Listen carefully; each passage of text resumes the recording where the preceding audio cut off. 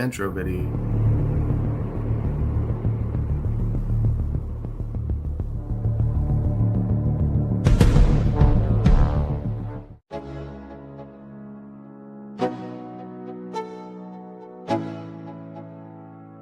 Let's go. Yo, I'm like an addict, do I gotta have it. I ain't even playing, got a really bad habit. If it moves, gotta grab it, fuse like a magnet. Lose, won't have it till I'm doomed in a casket. I ain't playing, got a weird mind. If you work 8 hours, I'ma work 9. If the shoot tastes sour, you should taste mine. I'ma stay in power for a long time. Get up, nah, I ain't a quitter. Toss me the ball, I'm a really big hitter. Big picture, I'm a straight killer. Rising the song to the highest bidder. Got juice, got gas, I'ma move fast. New shoes, new tracks, like who's that? I'm new, come back, better than last. Yeah, it's a new me, never gonna look back. Never gonna look back. Cause damn, I was built to last. You move slow and I move fast, and that's facts. Only I can make a change. Slowly take a step today. I will never be the same. Cause that's what it takes.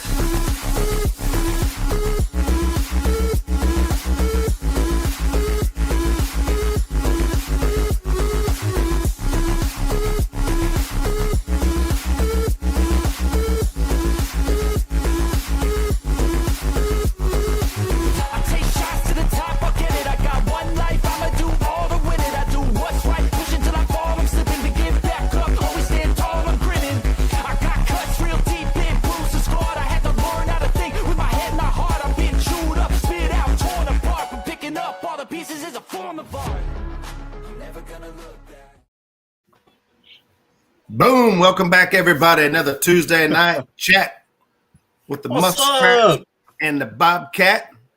And tonight we're joined by Mr. Randall of Quick Catch and Release. Welcome in. How you guys doing this evening? Good. Good evening, Roger. Randall, how are y'all? I'm doing good.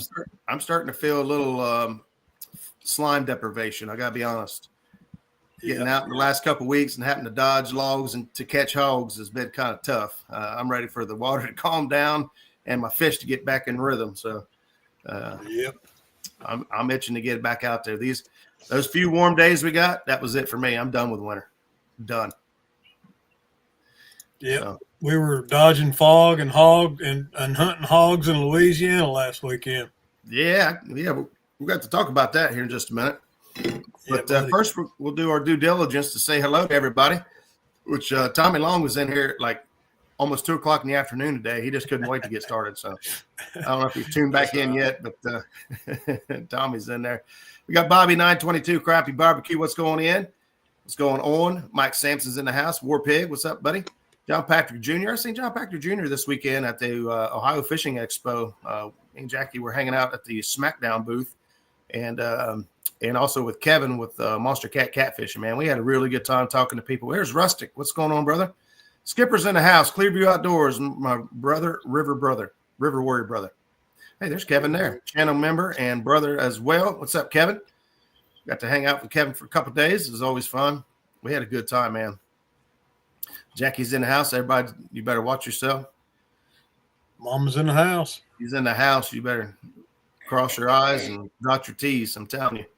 Crappie Darren's here as well with Mr. Brandon, the Fishizzle. The Fishkizzle. Welcome in, Pontoon Jody. How are you? Thanks for stopping in. Dustin's in the house. Team Jody. Snagging Wabash Nate's here. Pat over at Twisted Tackle Fishing's hanging out with us as well. Smoky Mountain Catfishing. What's up, Danny? Lisa Burrito Catfishing Lady is here as well. Let's see. It's starting to run away from me now. I got to catch up. Dustin, Team Snagging Whisters, Greg Burgess.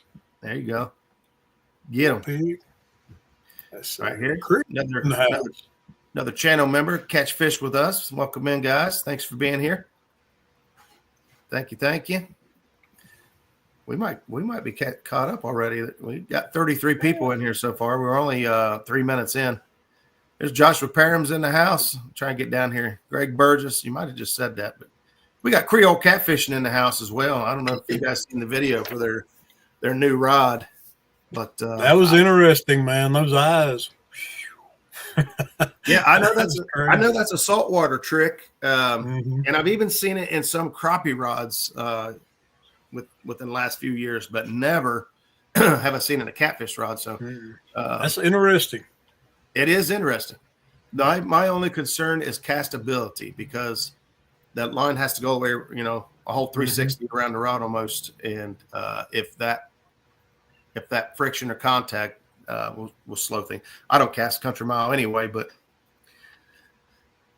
yeah, I say normally in saltwater use, if they're using those rods for like deep jigging, they're not casting them; they're dropping them straight down. So that is interesting.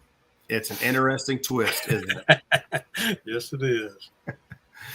Well, Randall, welcome in, buddy. I know that I know you said you've done maybe a live or two in the past, but this is your first time here hanging out with us. So welcome. We appreciate you taking the time to stop in and chat with us. And we're just going to kind of use tonight a little bit to learn a little bit about you, where you're from, what drives you, and how you got started into this crazy stuff. So, Randall, if you don't mind, tell everybody where you're from, how old you are, family, kids, all that stuff. What you got going on, buddy? All right. Well, I'm located in the north part of Georgia, the northwest part. I was born and raised in Tunnel Hill, Georgia. Right now, I currently live with my girlfriend, and been doing YouTube for a little bit over a year now, and it kind of took off pretty quickly for me. And ever since, I've just been sticking to it. So taking off pretty good is an understatement. I'll tell you that. Mm-hmm. You've been doing YouTube for a little over a year, and you're over 57,000 and some odd subscribers. I'd say you're doing you hit the nail on the head. Yeah, I've been very blessed so far. Yeah. Are you only on YouTube, or you got your own other platforms too, like TikTok, Instagram? Are you doing other things? Well, I got an Instagram on there. I'm doing pretty well too. I got I think I have 120,000 on Instagram as well. But really, Instagram and YouTube are my main two platforms. I don't really get on TikTok. I'm too afraid it's going to get banned. Right. It is kind of hard to invest any time or money into that with the uncertainty. What water you're fishing? Excuse me? What water are you fishing? What would you call your home waters? Oh, Tennessee River for sure. That is my home waters. Chattanooga area, Chickamauga, Nickajack. I love those areas. Nickajack is, I think, is a potential world record holder right there for sure. And even Chickamauga. I mean, the whole Tennessee River, the whole stretch of it's really good. Absolutely. Yeah, I'm quite partial to that area. Probably not as closely connected to it as Bobcat is, but every chance I get to run down there, I try. Yep, it's a great place to live.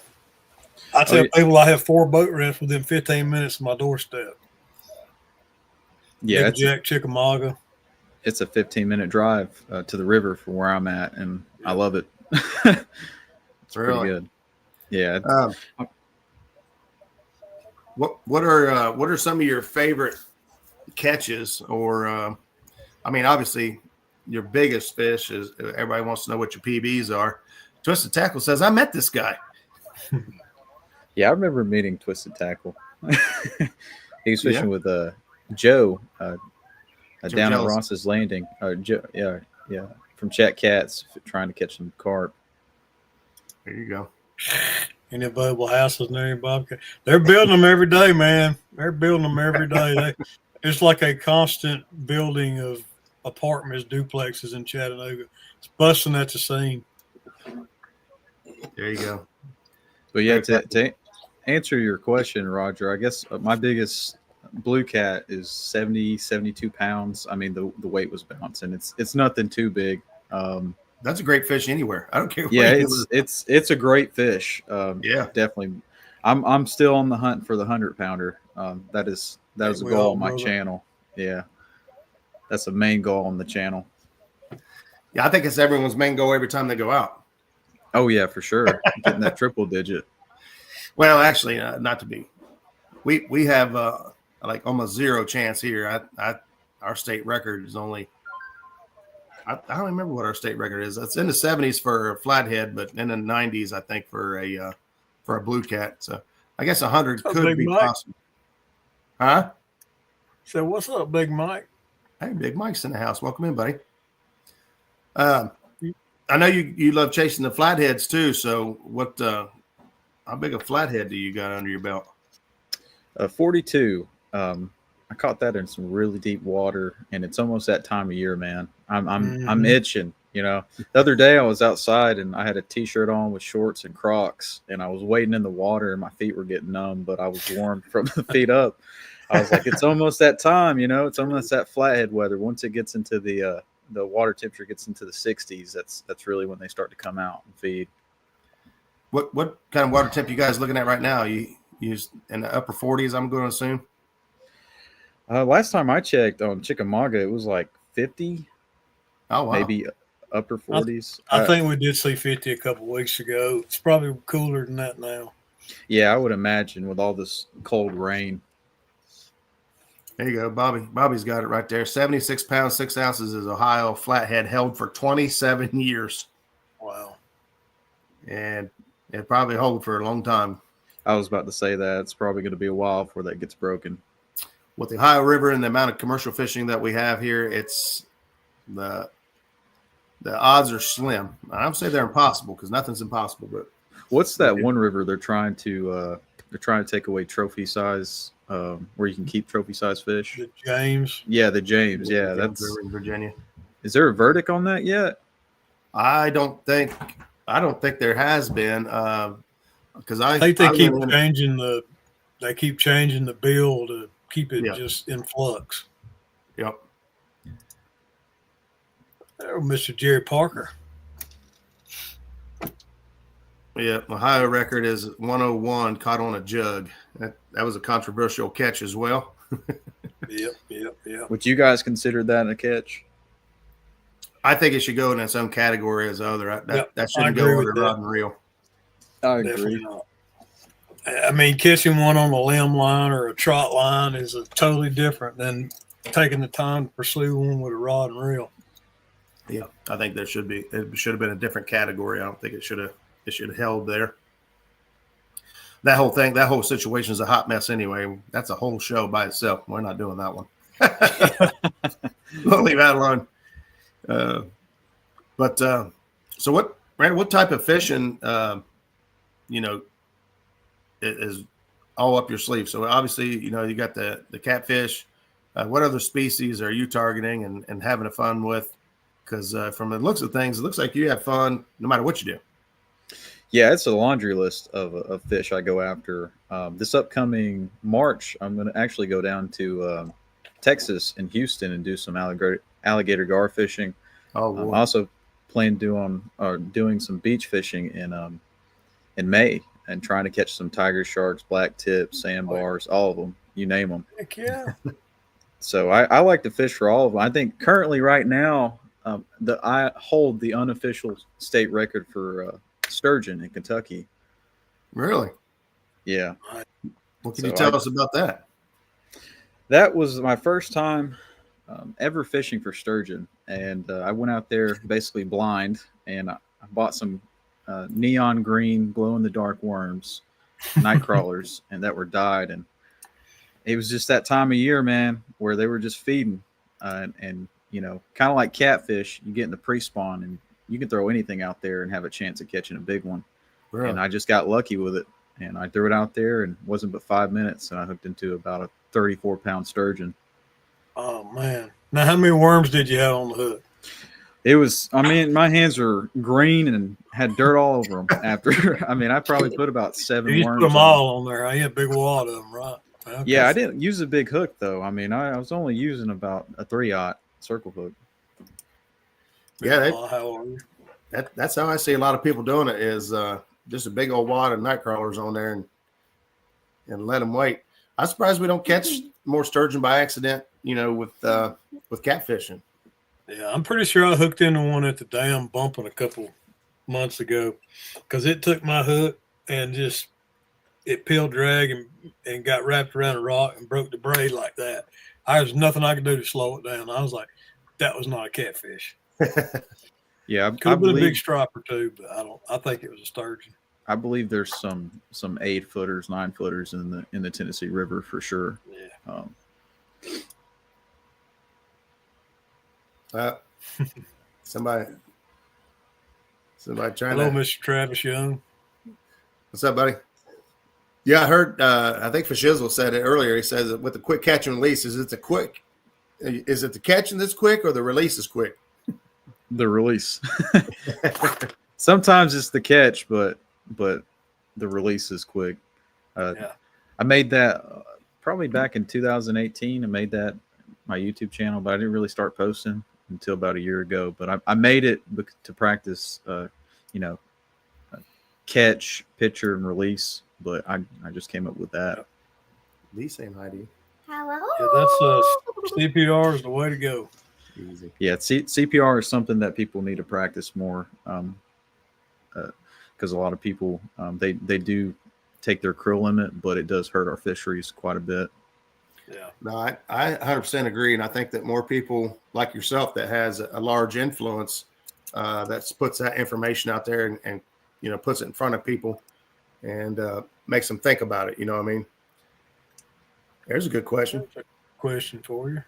What? Well, I'll go back just a little bit further on that. What made you decide to pursue YouTube and posting content? Well, I guess it all started backflash. I remember in 2007, I was probably around 6 or 7 years old. That's when I first started watching Steve Douglas and getting into catfishing and fishing in general. And I always loved to catfish, but being 6 or 7 years old, and you can't go out by yourself chasing big catfish out here by a dangerous river. Also, I lived in the Chattanooga area, so I also watched chat cats growing up as well. Yeah. And those were two big influences on my channel. But I kind of take from everybody on YouTube in the fishing community, and I watch all different types of fishermen out there. I just love the sport, but catfishing just happens to be the biggest fish and my favorite thus far. Len says he enjoys watching your videos. There you go. Len Leaper's in the house. Welcome in. Now that guy right there, that's a hundo handler right there. He caught it down on Tennessee River. Yeah, he caught a legitimate 100 down at Suck Creek. I believe there's more out there for sure. I'm sure there's probably, if I had to guess, I mean there's probably at least 5 out there or more, 5 or more. I wouldn't say anything below 15, but I believe there's a lot out there. It's just hard to catch them. We'd like to think so. I think they're smarter than the other catfish. They are. They have to be. Well, according to studies and biologists, as they get larger, they become loners, and they kind of stay away from everybody else, or they keep everybody else away. And I'm just gonna go out on a limb and say they eat large meals, but they just don't have to eat often. Yeah. Yeah, for sure. I will say they're sucking down 5-10 pound fish, and they can just lay there and digest it and not have a care in the world. But back at that last question there, who are some of the seen by anyone on Roger's channel? Dustin? Oh, I'm not. I see all the chat right there, Dustin. So I don't know if you're on Bobcat's channel or what. 100 pounds. Oop. Ty Kunkel caught 200s of the same day at Nickajack. Yeah, there you go. Yeah, he did. Ty, Pig Patrol, right? Ty Kunkel. What's the name of Ty's channel? Pig Patrol. No, it's not Pig. That's a different Ty. Oh, that's right. That's right. Ty lives up in Knoxville. He's local to here. Somebody in chat knows his name. I can't remember the name of his channel now. Nope, I ain't got it. FB Catfish. There you go. There you go. Isn't his dad? Oh, hey, Dad, or Dad? He just went viral. His dad did like million subscribers. Yeah. No kidding. He got blessed. I mean, honestly, that was amazing. His growth. Yeah, he went from like 1,000 subscribers to like 1.5 million in just a matter of days. Somebody on TikTok shouted him out. Yeah, I remember that now. I remember that whole thing blowing up. Yeah, it's crazy. But yeah, I'm so glad for him. He's such a nice guy. Well, so does Ty, but his dad's a nice guy too. I got you. 1.7 million so far. That's a lot. Yeah. One of the things I like a lot about, because I watch a lot of Joe Jellison too and Chat Cats, is he's very, very consistent, and he don't have the biggest boat. He ain't got the most expensive gear, tackle, graphs, and all that stuff. He just knows how to fish, and he understands, reading the waters, reading the terrain, understanding catfish behavior, and is just consistent. And that's really impressive to me. So it's no secret. Like, one of my favorite guys to watch is Stan 3, and Stan and 2 and Stan 3. They don't run the top of the line expensive gear. They get it done with what they got, and are very competitive and very consistent. And because even whatever they got, they're really good at. You can give Stan 3 a $99 graph, and he will learn it, and he can read it better than these guys that got $5,000 graphs. But the fish don't care what you got. They don't care if you got a boat, what you got in the boat, what kind of boat. If you're on the bank, you're using a Berkeley big game. The fish don't care. You don't need a live scope. To find them. That's right. Yeah, catch him, Malik. What's up, everybody? What's up, Malik? Joe's an absolute master. This is home water. He's got those fish completely patterned. Yeah, no kidding. Yeah, we got a joke. We got a joke on the water around here. It says we're fishing Joe's spot. There's probably no spot here that Joe hadn't fished. So, Randall, what kind of like bucket list fishing or bucket list? Obviously, you want the hundo, right? And everybody that doesn't have one, even the guys that do have a hundo, would like to shot at another one. But what would you like to put under your belt as far as lifetime catches, or even just a lifetime trip for you? Well, I got a couple planned in the near future, and one of them's to the Ebro River in Spain. Whales. Yeah, whales, catfish. You hit the nail on the head. I plan to go on there and fish for some big whales and also some big carp. Those European carp get really fat and they fight really hard. Another trip I have planned in the near future is going to Oregon to Portland to fish I believe it's Columbian River in the Columbian Gorge, or for some white sturgeon, and try to tackle some big ones over there. Catch a 9-footer, Oh yeah. Yeah, I gotta admit that that looks like so much fun. I don't know much about the seasons over there. I heard that there's like a very short season. You only get you have to draw a tag, and you only get so many days that you could fish. Is any of that accurate? I know you have to use a tag when you harvest the fish, but to catch them, you have to keep them in the water, and you can't bring them out of the water, and you got to release them immediately. But other than that, I think it's fair game. And you can't fish at night for sturgeon. I know that. You can only fish during the day. I got you. Yeah, somebody said, where's Stan too at? He's got a sturgeon story. Yeah, one of the other channels, he caught a sturgeon while catfishing up on the James River, and the tail grows each time they tell the story. It made it up to 222 pounds, and that sounds like a good place to stop. So that's where the story is now. Yeah, he fought that thing for like 4 hours live, didn't he? Yeah, it was insane. The thing about it was hooked in the side fin. Oh man! So it was, you didn't have control of his head. He had it hooked in the fin. Hey, what's up, Matt? Oh, sturgeon are incredible. I mean, I give it another 20 years, and they're going to be all in the Tennessee River, and I believe they're going to be the next popular fish. Yeah, I've been seeing them around the dam. That's for sure. Last couple of years. Yeah, I've had a couple buddies at the dam. They've hooked into them, jigging, and I don't know if they either snagged them, but they caught them around the mouth, so they might have been trying to feed on those threadfin up there. Probably so. I've seen them like come up almost up on the rocks where their back fins out of the water. I'm like, you're crazy. Yeah, I believe that's the time of year where they start to spawn. I know that's the time, right around the time I caught mine, is when they come really close and they just feed aggressively, kind of like catfish, pre-spawn. Oh, fishing with Big Mike. 7-footer swim between his legs. That'll make you butt pucker. Oh, yeah. Another fish, I think, if you give it enough time, it's going to be big in the Tennessee River. It's going to be alligator gar. I've seen some big ones out there before. I've seen 8-footers in the river before. Really? I didn't realize they was up that far. Yeah, I remember, a long time ago, I used to fish in bass tournaments, and I used to do a lot of bass fishing. And we were on about a 18-foot, 20-foot boat, and I thought we were about to hit a log, so we slowed down. It was actually like 7 or 8-foot alligator gar choking on a big brim. Really? I mean, it was huge, man. I mean, it was huge.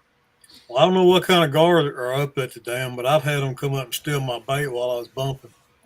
During the hottest part of the summer, they'll steal your bait when you're bumping, and then they'll swim alongside the boat and show it to you.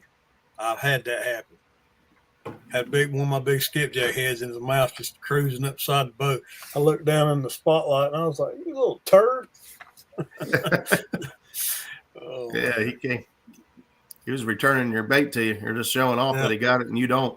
Yeah, he was like, ha. We got dinky gar.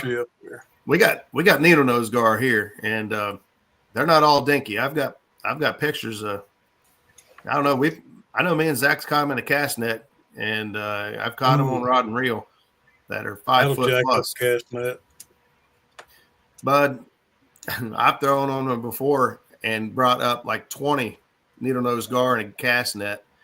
Depends on what kind of cast net you're throwing. That's when we went to Bet Super Pros, and we got every fish out without problem. We actually just did it on the James right after Christmas. We threw on a whole pile of gar. We thought for sure they were big shad. We were wrong. Yeah, I'm buying me a tape net at CatCon this year because Leak asked a question. Where's that at? Sorry about that. Okay. All right, go ahead and answer that. Record blue. River. Yeah. What river? I say the Mississippi. I'd like to think it come from Tennessee, but I'd say it probably like someplace again like Kerr, the James, Potomac. And Tennessee's got a good chance at it too. Mississippi. Yeah, there's just so much water to cover in the Mississippi. I don't think you'd ever find it. It's always the question: is there a 200-pound catfish still swimming out there somewhere, ready to be caught? You just don't know, man, until you put a big bait in the water and wait. It's kind of what you added earlier, Roger. They're probably eating, and they're probably eating only once, every couple of days or maybe even a week, and they're eating really big meals, and they're taking a long time to digest, and they're just sitting there. I'm gonna show you all a video clip of what I think big Mississippi catfish are eating. Y'all go ahead and talk. I'll pull this video up. All right, we'll check that out. Yeah, Tommy Long says Texas is underrated for monster blues too. I do see big blues coming out of Texas, but you're right. There's not enough. I don't think there's enough exposure down there to stay on the radar. Obviously, Louisiana has been the big hot ticket for the last year and a half, 2 years with the Vicksburg, King Cat series going down and fishing, and these guys coming back with amazing stories, and obviously lots of folks flocking down there to get a hold of some of these monster fish. Some guys even drive all the way down to Louisiana to try to win a tournament. Who would do that? He did. Last weekend, Bobcat rode all the way down to Louisiana with for Shizzle and Daryl. Man, the Mississippi is so intimidating. It's incredible. I got to get a part of it. It's crazy. Let's see. Here we go. I'm gonna pull this video up. Go ahead. Let's see. Share screen. I'll tell you what they're probably eating right now.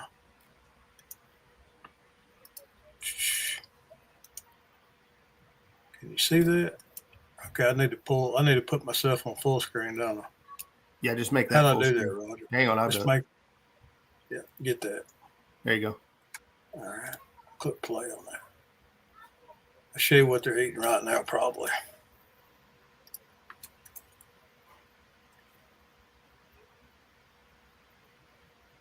What are those? There were hundreds of them. What are they? Asian carp? Nutri-Rats. Oh. Nutri-Rats. Are they dead or alive? They're dead and bloated. No kidding. That's crazy. Yeah. It was nuts, man. We were just like, stop screen. We were just blown away by it. First, we seen them back in one of the little passes we were fishing in. And then when we finally got out to the Mississippi, they were just like 10, 12 of them coming down at a time, dead and bloated like little furry basketballs. It was crazy. There's a good one there. What's your biggest goal for YouTube this year? Well, I guess this year I'm aiming for 100,000 subscribers. That's a goal for the channel as well, a big goal. And I don't know if I'll reach it this year, but I'm gonna give it my best try. Well, share your secret. What's the secret to that kind of growth? All these YouTubers in here would love to know that. Yeah, I can't give you the secret, man, or it wouldn't be a secret no more. Honestly, it's a lot of research, looking into the algorithm and just learning how people interact with your videos and learning your audience and who you're trying to target. There's a lot that goes into it, but for that, just to sum it up, everything that goes into a video counts. Your title, your thumbnail, your intro, the whole main part, all the way up to your ending, and then your outro. It all matters, all that. So there you go. Tommy said, "Good to see the youngins promoting our sport." The guys without the white facial hair is what he's talking about right now. What in the world is it? It's nudity, isn't it? I don't know. Just naked fishing. Where'd that come from? I guess she's saying that's how you get the views, I guess. But well, I hadn't seen Randall naked in any of his videos yet. Thank God. That wouldn't get no views. A couple thumbnails. I know that wouldn't get no views. Gotcha. So maybe it's being topless is the key, right, Randall? Some of it, yeah, it works sometimes. Yeah, just if the algorithm puts it in there. Well, Verlene, it works for the ladies, not so much for us hairy dudes. Yeah, it's not going to work for me. Good evening, Ed Jenkins. Well, and that's the thing too. What I noticed about bad idea. What I noticed about your videos is, that your title and your thumbnail is always like a wow. Like, yeah, I mean, you've mastered the ability to make somebody want to click on it, and then after that, every second counts, and you already know all that. You've already figured it out and mastered it. But those are the things that I notice as a content creator, watching your videos and watching your thumbnails and stuff as I scroll through, is just how they can grab you. Yeah, if you look at a lot of my older videos, you can see the evolution of them. And I'm still growing as a content creator and trying new things and new thumbnails, but you can definitely see the difference from the beginning to now. And it's honestly just a growth. And I've been so blessed to have a massive growth. I think in 1 month I gained 32,000 subscribers. Holy moly! Yeah, I mean it was phenomenal growth, and now I'm averaging about 1,000 a month, which is not bad, but it fluctuates. I mean it just all depends. With the fishing season coming up, truly, I'm expecting and anticipating more growth, especially with the water warming up and everyone getting on some big fish. So There's a question from Woody. Well, it really just depends. If it's, daylight hours, maybe I would say spring, summer, I'll fish during the week. But during the fall and winter, I probably just fish the weekends, and at most I'll fish Saturday morning, Saturday night, and maybe Sunday morning. But other than that, I can't really fish throughout the week, especially my workload right now. At work, professionally, I'm an engineer, so uh, it takes a toll sometimes. YouTube and this, but Oh yeah, I'm moving 24/7, 7 days a week. I put a lot of hours into editing. So yeah. That's the thing. You've got to, first of all, you've got to go get the footage. You got to go fishing. That's the fun part. Yeah. But then after you do that, the real work begins with the editing, cutting the video up, reviewing the footage, putting it all, taking it apart, putting it together. Kind of, we did a show on that a couple of weeks ago. So it's a lot of work, isn't it?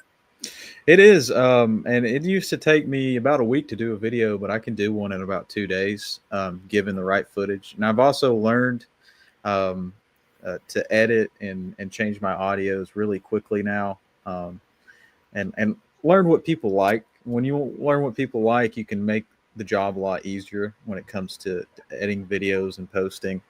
And people like repetition and schedules. That's just a natural thing humans Right. like. And I've tried to replicate that, and so far it's been successful. I got a couple things up my sleeve, but can't share those right now. Well, You just have to think, watch. I think too, you have to. There's all different variables to it, and even when you put a video out matters. If you put a video out in the middle of the day while most people are working, it's not going to do very good. You need to put videos out when people are getting home from work, chilling out, or eating dinner, or whatever. So timing is everything. Oh yeah, yeah. I agree with you. And I've tested that theory before.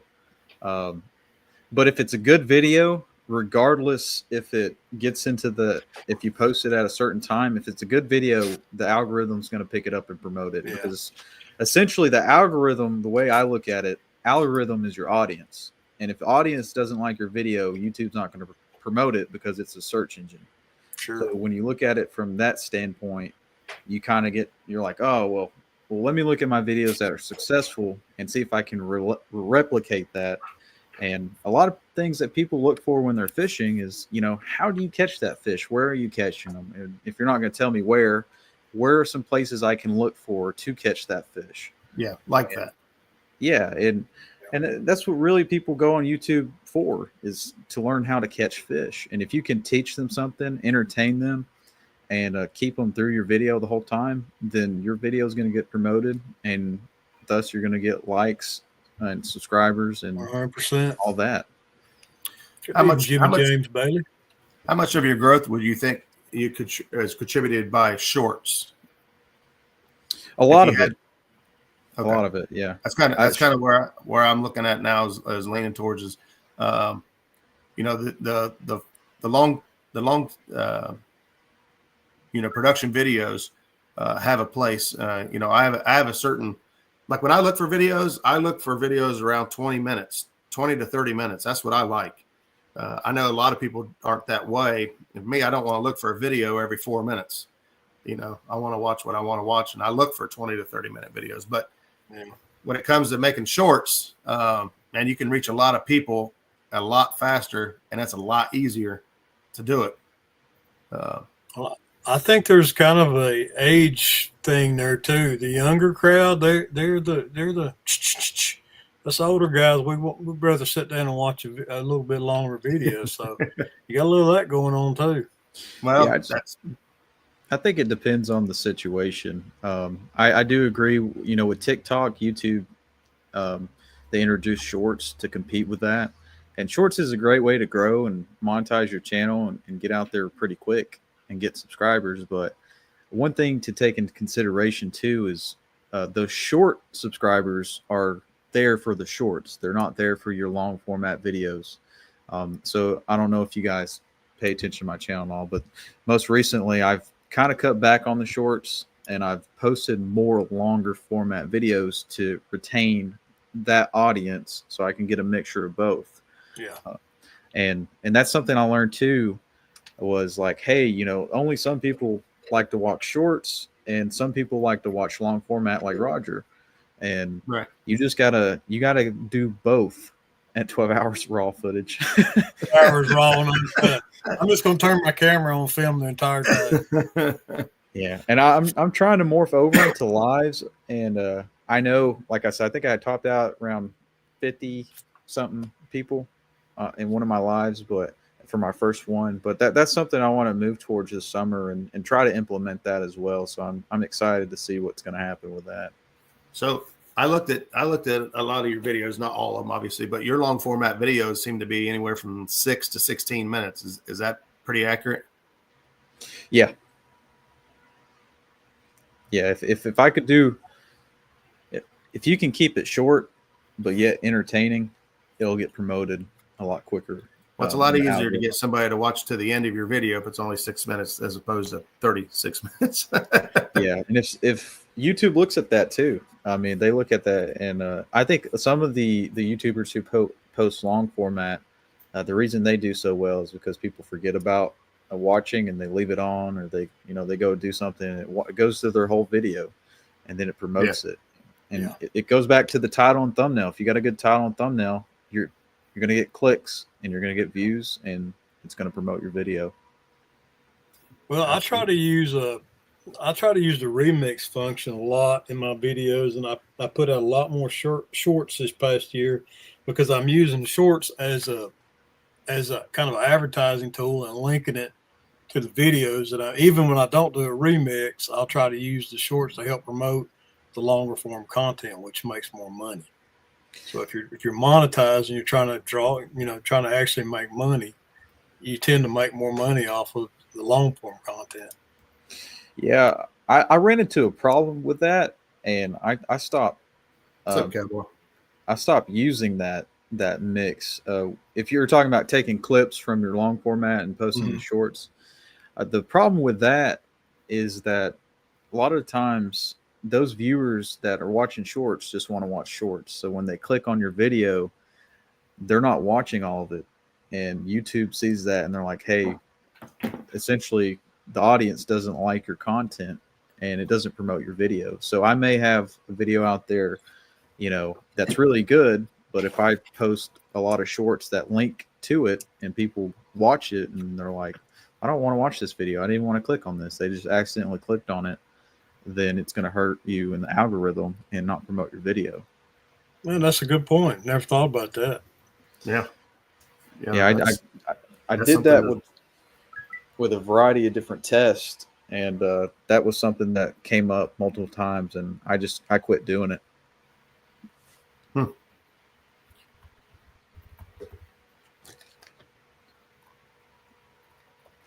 Now, I can't remember. Cowboy. Hey, what's up, buddy? Jimmy, OG, Dustin. What editing software do you like to use, or is that a hush?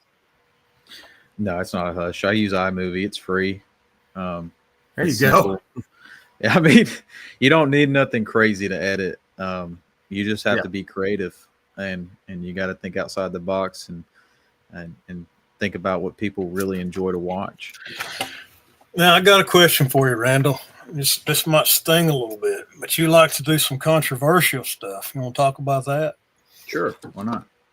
So, some of the videos, I call it the Dieter Melhorn style, that kind of sparks controversy. Do you enjoy doing that? What kind of feedback do you get from those controversial videos? Good, bad, what? All of it. I mean, good, bad, ugly. I take it and I laugh at it if it's bad. YouTube doesn't bother me, the negative feedback. I mean, it comes with it. And if you're not prepared for it, then you're just a cupcake, and I don't know what to tell you. You gotta grow some thick skin if you're going to be in the social media arena. You do, for sure. And a lot of people are, scared to talk about a lot of these, touchy controversial things, these touchy things, and you can't be, as especially as an influencer. You have to express your belief in who you are and follow who you are. And if you don't, then you're just being fake. And I don't believe in that. And that's not what my channel stands for. So if people don't like that, then they better go subscribe to someone else. That's right. Move along. Yeah, I for one like that. I like to see folks that are strong in their beliefs. So like you said, like Dieter just says what's on his mind, or like you say what's on your mind. That's just how you are. That's who you are, and it's how you feel. And like you said, there'll be people that hate it, and there'll be people that love it. And either way, honestly, you're getting views and reactions.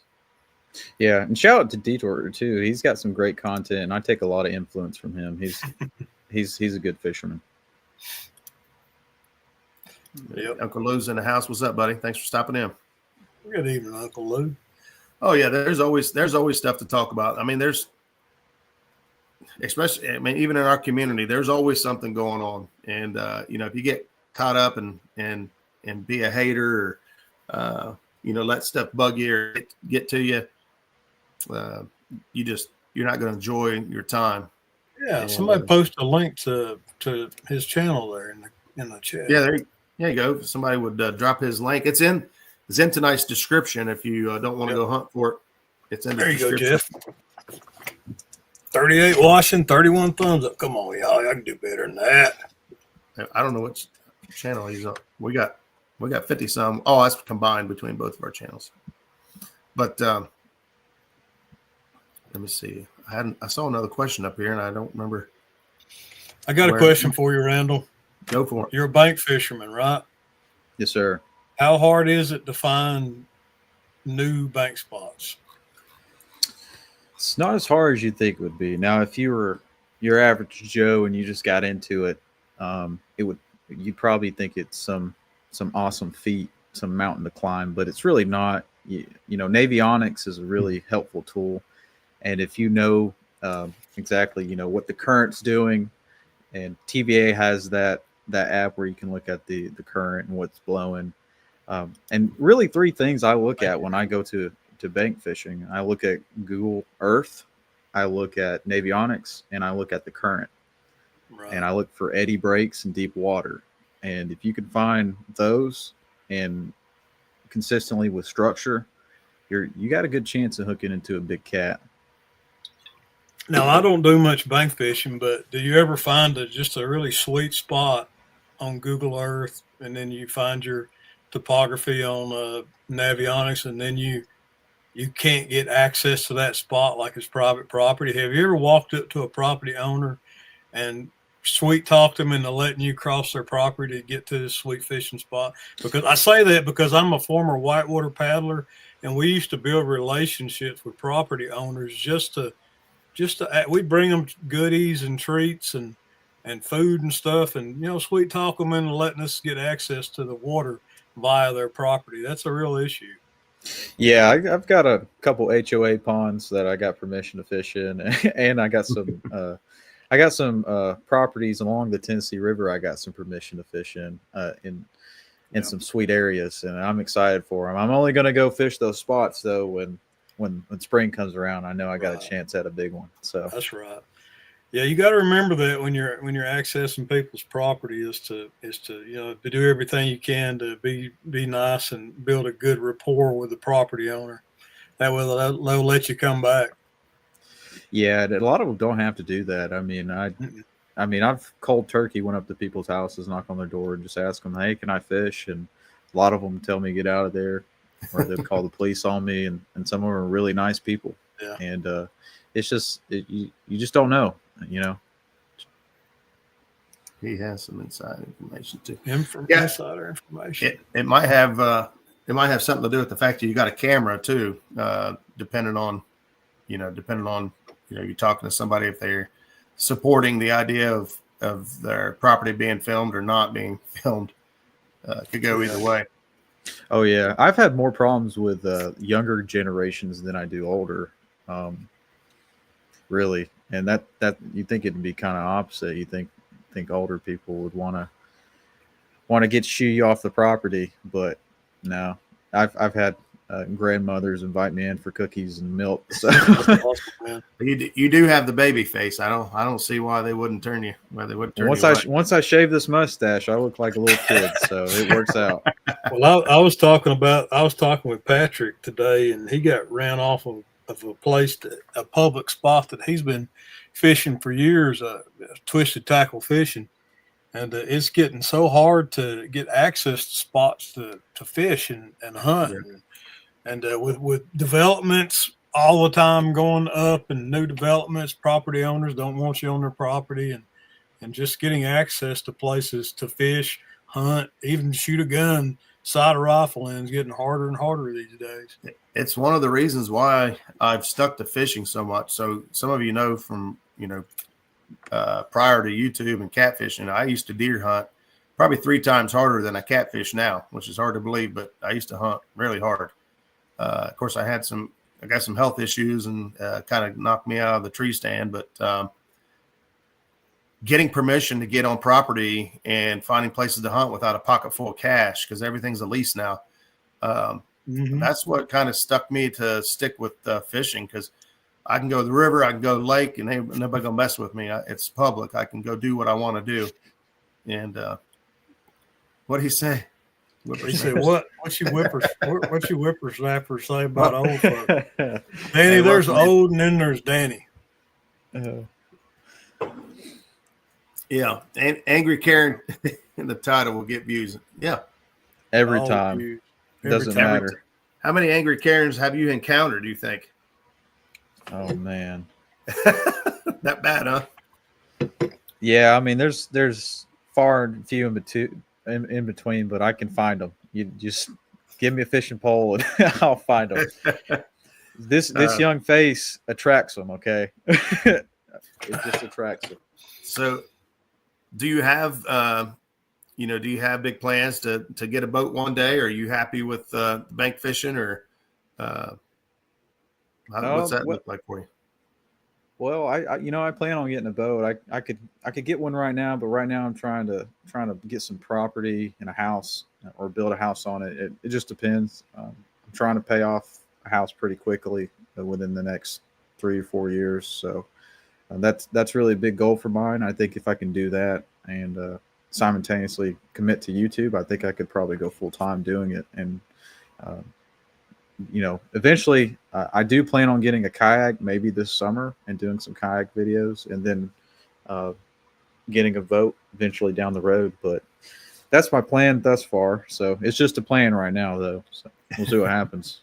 Yeah, there ain't nothing all that. I started out fishing in a canoe. I've caught a lot of fish out of just a 14-foot canoe. Yeah, I don't know why nobody fishes out of canoes anymore. That used to be a thing. Got kayaks that you can stand up in and not fall out. I could stand up in my canoe. No, I can't. And I could put a lot more crap in there too. Yeah, but you also grew up on white water. True. You got a little more background than we do. There you go. That's exactly right. That's what you get when you get a boat. At least Bust out another 1,000. Bust out at least another 1,000. I know I've got 3 boats here now that they all need work. You're boat poor. I'm poor, yeah. That's for sure.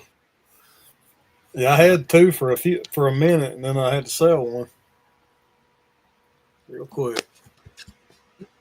Yeah, there you go. Raccoon Creek was up at the fishing expo this weekend, man.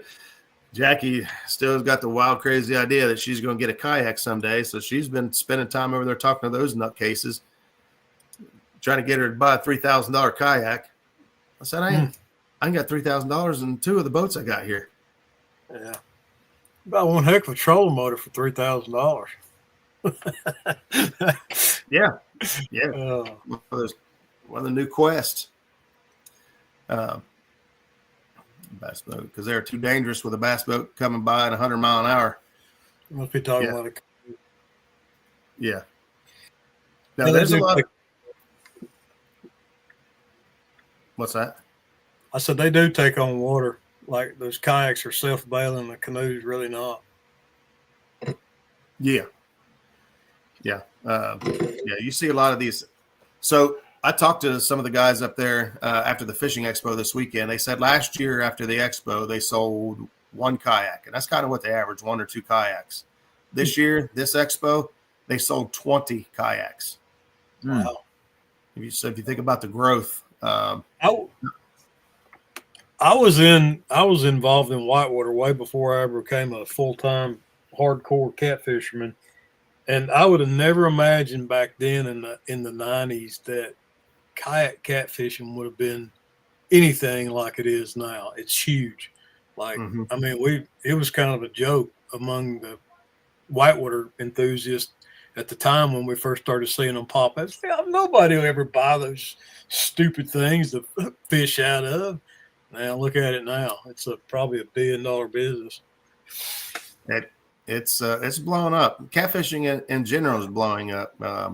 Years past at this expo is like predominantly all bass fishing, as a lot of fishing expos are, and a little bit of walleye and crappie and stuff, and a couple guys trying to sell some catfish gear.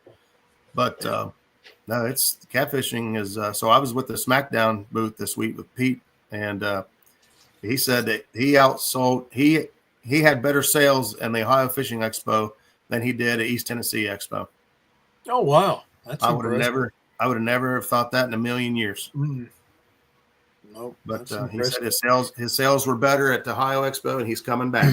So, and a lot of these rod companies and stuff had started catering to bank fishermen too with their longer 10 and 12, 14 foot rods. Now I noticed that blew up starting a couple of years ago. That they really started pushing people to develop and design bank rod holders. And so every aspect of catfishing, no matter what kind of niche it is, seems to be on the uptick.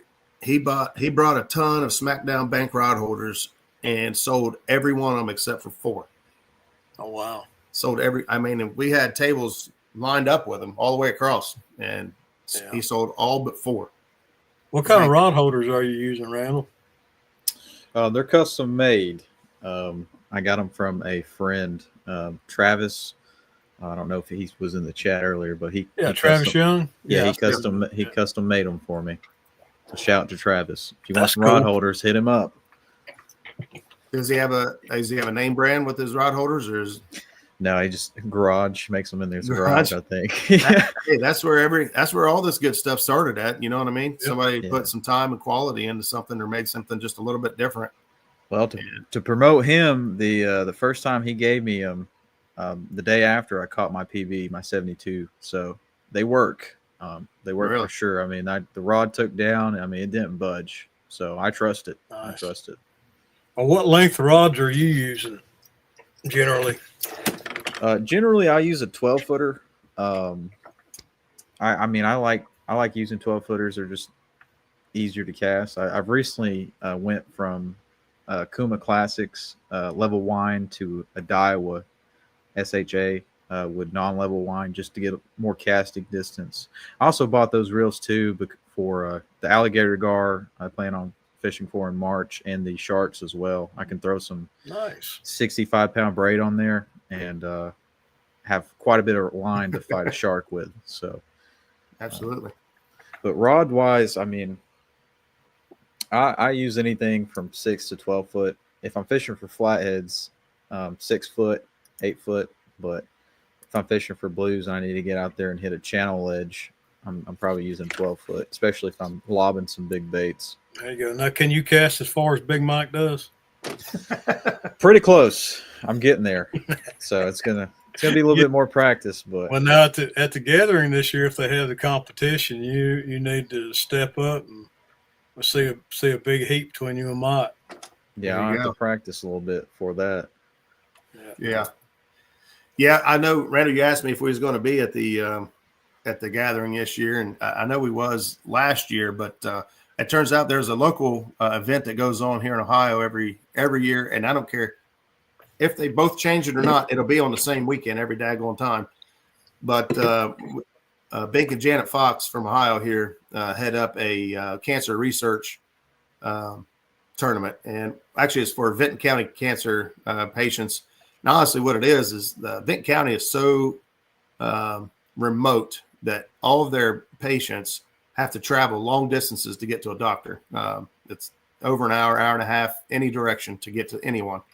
And it's a poor community, to be honest. And so one of the things they do is raise money and they buy gas cards and they make it easier for these guys to get to these doctor's appointments to get That's care awesome. because they can't get care locally. So they've got to travel. And so that's one of the things they do. But they raise a lot of money. It's for cancer patients.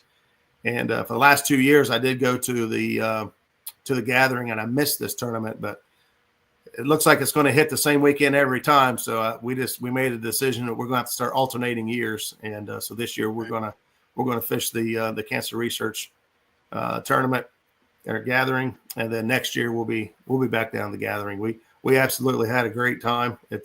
We hate that we're missing it, but it's for a good cause and for some really good friends. So we're gonna do that. I got tickled at Jackie. She wanted to bump so bad. She wanted her a flathead too. She loves bumping, man. We turned her on to bumping, and she just ate up with it.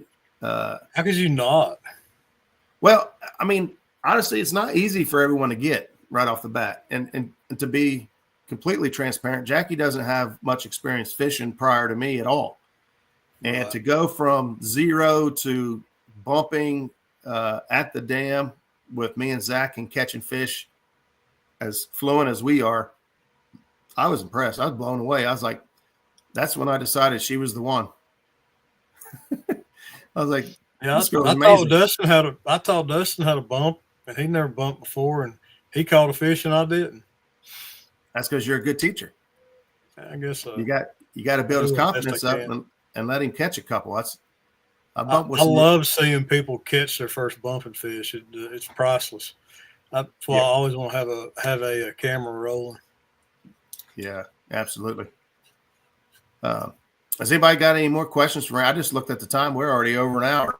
I'm going really fast. I live in Benton County. It's the most rural county in Ohio. Yeah, Tommy Long's right. It's, those folks are down in the hollers, as you'd say. And so they try to do something to help these guys out, and it's really good. It's awesome, man.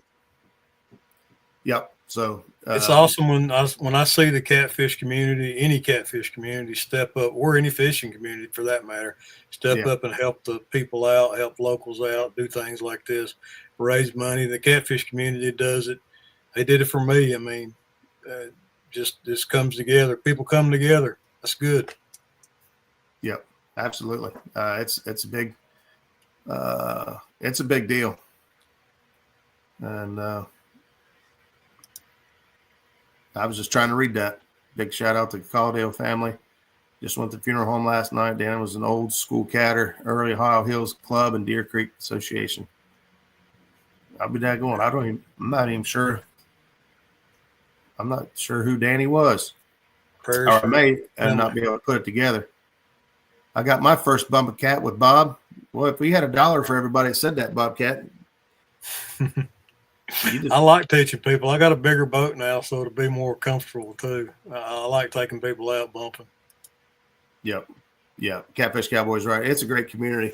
So Randall, sounds like you're going to be at the gathering again. So last year you was at the gathering, talked to you, just did not ever click who you was. I'm serious. It wasn't until afterwards I was like, I wanted to talk to him. And he was right there. Yep. He was handing out shirts. Or maybe he was selling them. I don't know. Yeah, it was it happened so fast. I did a couple interviews there. I interviewed Bob, a couple other cat fishermen, and made a video over that. But this year I plan on doing some more interviews and maybe a little bit more formal as well. I got some new mics, some chairs to bring out there, and I was hoping to get to interview you, but I guess I'll have to wait until next year. Yeah, I hate it too. Miss V is rubbing it in. She got the bump with legends. What she left out, it was Donnie and Lonnie Fountain. Oh yeah, those are bumping fools right there. Yeah, if you're gonna take lessons from anybody other than Bobcat, that'd be a good second. I'd like to take lessons from Lonnie and Donnie. How to win $50,000. Hey, I've met Donnie and Lonnie more than once, actually. And you guys have the opportunity to talk to them too at the Catfish Conference, which is 2 out of 3 times I've talked to them was there. But man, they're just old school, like down to earth, crazy hillbillies that just know how to fish. I mean, they came by Daryl. They came from crappie fishing. That was their background as crappie guys.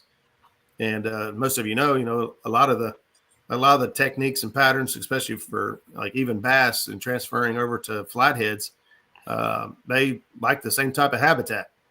So if you're good at spotting and side scanning crappie and locating those fish, well, catfish is even a lot bigger. And so. Yeah, I fished crappie tournaments for years, and of course, every time I come across some kind of brush pile or something on the channel edge, I marked it, for crappie. But now that I've switched over to catfishing, I run those same routes when I'm dragging bait. Those same waypoints, I'll create a drag line on them and drag right through them. And oftentimes I pick up fish out of those brush piles. Oh yeah. So yeah, it transfers over very well. Yeah, crappie, in my opinion, is any type of crappie lake that has flatheads in it. They're gonna have a big flathead in there. I believe the world record, which was caught by Ken Pauley, it was 123 pounds. It was a crappie lake that he caught it in. He was actually crappie fishing. Wow. Supposedly snagged it. So I'm a sole believer that flatheads are really keen on crappie. And if you can get that, that's a golden ticket. Oh yeah, there's a lot of folks here that love to use crappie for bait. Hoover is a big. Works really well. What is it? I said I think in wintertime they'll really key in on crappie. For some reason, January, February, we do really good on crappie. It's that pre-spawn. I've had a lot of luck in late February when that first warm rain comes in, and you get kind of a little flood. Those flatheads key in on those crappie because they know they're spawning and they know where they're going to be at. Yeah, they'll hide right on those current seams and just wait. Yeah, if you think we had a pretty good idea when the crappie hit the banks for spawn, those catfish know way before we do. They know where they are. That's kind of an old school trick. I mean, whatever fish is spawning at the time automatically is your number one bait. I call them speckled bluegill. I call them speckled bluegill sometimes. I'm what are you using for bait, Bob? Speckled bluegill. Speaking of bait, Randall, what's your go-to bait? I mean, I know, say crappie is good, but over the course of the year, what do you tend to lean on? It really just depends on what I'm fishing for, catfish wise. Flatheads, crappie usually, beginning of the year in that transition phase from winter to spring is a really good bait. Once that water temp warms up, I tend to move towards skipjack. I've realized this past year, skipjack is the king when it comes to baits on the Tennessee River. I've been a firm believer that gizzard shad was the way to go, but it's skipjack. There's no doubt about it. Now in the wintertime, it's different. In my opinion. Yeah, in the wintertime, you are correct. I agree with you on that one. Because you have the shad kill, and that's usually what they go after quite a bit during the winter. I'll take skipjack over crappie any day. Oh yeah, just a lot bloodier. They hold more blood, more oil. Well, we use shad all weekend, and we had to basically change out our shad every 5 minutes because it washes out so quickly. Have you seen the size of shad I got right now? Well, now the bigger ones, you're probably these were like, I don't know, dollar bill size shad. Yeah, we got 3 pound shad. Golly, well, they probably hold some sand. 2.5 to 3 pounds. They're like, holy smokes, these things are. I wish we could find them around here, but I ain't found them. Apparently, they're in northern Ohio. I don't run into any of them like that down around where I'm from. You know where any shad like that's at, Randall? James, biggest I've caught is probably, I'd say 2-3 pounds maybe at the dam. I mean, they get pretty big down here in Chattanooga. You just got to find them. I mean, it's kind of like the skipjack now. I'm kind of afraid the skipjack population is really depleted over the past couple years. I mean, I've seen that. I don't know if you have, Bob, but yeah, they kind of disappeared about April below the dam, and I haven't been able to reconnect with them since about April. And I've saw some in the creeks a couple weeks ago when it was warm, when we got that warm cell. But other than that, I mean, it's far and few in between where you're going to find them. And it sucks that you have to go travel 2-3 hours to go find skipjack now. Yeah, I got to travel 6 hours to find decent fish. Oh yeah. Now we have a good time. You know, we talk about this a lot on the show. Is about taking whatever out of your trip, making your trip whatever is fun to you. So we set out every trip, wanting to catch a fish, wanting to have a good time. Obviously, we hook into a big one. It's gonna be an even sweeter day. But basically we go out each time just trying to have a good time and enjoy the atmosphere, enjoy the fish, and if we're blessed with some nice fish or at least multiple fish or something like that, that's just icing on the cake. But absolutely, if you go in with expectations, you're setting yourself up for disappointment. Yeah, ultimately. So just go have fun and go fishing. Yep. Here you go. Chris is saying, "Come on up, Bob. Snagging them is a blast." I might have to. I'm going to take Chris up on that here for too long. I don't know how long they stay in there doing what he's doing, but having a few more of these monster ones would be cool. Because if you're going to freeze shad, that's the size you want to freeze right there. I don't like freezing shad. Them little ones don't freeze very well. They just turn mushy. Anything under 11 inches to me is not worth messing with. 10, maybe. The bigger shad seem to do a lot better when you're fishing with them than the smaller shad. I've noticed that too. The big fish, they usually don't tend to catch or like to eat anything under 7 inches. They like those big head pieces, those big body chunks. But if you're using small gizzard shad, I've never really had success on small gizzard shad unless they're live, and then you might find yourself a flathead. But even then, it just doesn't work. Down those big baits, Dead Sea Pirates asked do you run a 2-hook, double hook rig on those on the big baits? I run the Snell, double hook Snell on a Carolina rig. In the spring, I mean, I'm using big baits, almost whole skipjacks. I mean, I'll cut the tail off and I'll slit it and I'll throw it out there. Especially on those big channel ledges, those fish during pre-spawn, they'll come up and they'll run those ledges feeding on anything that's in their way. And it doesn't matter if they ate 3 times that day, they're gorging up for the spawn. And if you throw a big bait out there, I mean, you just don't know. Yeah. Absolutely. We caught a 59-pound blue this weekend down the Mississippi on a piece of shad about 1.5 by 1.5 by about 3/8 inch thick. So but that water temp down there was 45 degrees. Skip will tell you right here now, he's caught a 60, a 65, and an 85 on the Ohio. And all of them came on a small chunk of shad. Every one of them. My biggest came in October. It was at 72, and it came off a little piece of crappie. It was a body chunk. And elephants eat peanuts, that's for sure. Sometimes. But I'm so conditioned to fish big baits that I really have to make myself make a small bait. I really have to force myself to use it. I'm the same. It doesn't feel right. I'm like over here filleting a shad, like getting a flapper, making a flapper out of a little shad. I'm just like, this just doesn't feel right, man. Now this time of year, I do love fillets. Even those small gizzard shad, I'll fillet those. We was filleting them this last weekend. 8 pounds on 3-inch threadfin shad. Yeah, that's crazy. There you go. How do they even find something like that? Especially with Danny, fishing the Mississippi River, and they had trash and debris. How does a fish even find a 3-inch threadfin shad in there? It's unreal. It is.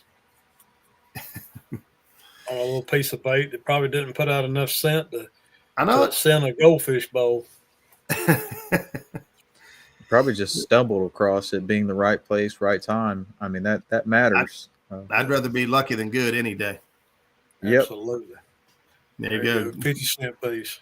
50-cent piece. That's what he's catching his fish on. All right. Anybody else got any questions? We're going to wrap things up here and let Randall get on out of here. We've held Randall hostage long enough. He won't give up any more secrets. I know. He It's ain't past giving my up no more bedtime, secrets. fellas. It's past my bedtime. Your mom's going to come in and grab you by the ear, Randall. Oh, I know. Well, buddy, we sure do appreciate you hanging out with us, guys. We sure do appreciate you guys tuning in on chat. If you haven't got a chance to check out Randall over at the Quick Catch and Release, his link's been in the chat tonight and pinned in the description. So be sure to go hit him up, check him out. Really entertaining videos. Just a lot of great content, man. He's just done a great job. He obviously with 57,000 plus subscribers. He's on the right track. A lot of people really enjoy what he's doing, including myself. So I know that Randall's not really been in our circle, in our community. You know, we kind of get a lot of times I feel like we get a lot of the same faces coming in on and off the shows and stuff. So I really wanted to reach outside of our normal circle and get a couple guys on here that I felt had some great content that could make our circle a little bigger. So. There you go. Yep. All right. Appreciate you, Randall. Yes, sir. Thank you, guys. Thank you, Bob. Thank you, Roger. No problem. You got anything for everybody? I just want to say thank you guys for watching, for jumping on here, listening to me rant about a bunch of fishing stuff. I enjoy it. Yeah, that's what we do. I enjoy it, and I enjoy doing YouTube, and I just want to say thank you. All right, guys. With that, we're going to close things out. We'll see you next Tuesday night. Same cat time, same cat channel. Good night, y'all. Peace.